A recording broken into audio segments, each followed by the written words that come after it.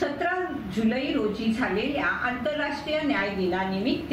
18 जुलै रोजी सिद्धयोग विधी महाविद्यालयात दुपारी 12 ते 1:30 या वेळेत वकिलांसाठी अत्यंत आवश्यक आणि महत्त्वाच्या विषयावर खेड येथील अधिवक्ता अश्विन शाहू भोसले सर यांच्या व्याख्यानाचं आयोजन करण्यात आलं होतं। उच्च आणि सर्वोच्च न्यायालयाच्या न्याय निर्णयाचे तालुका आणि जिल्हा कोर्टातील वकिलांसाठी काय महत्त्व आहे याचं उदाहरणासह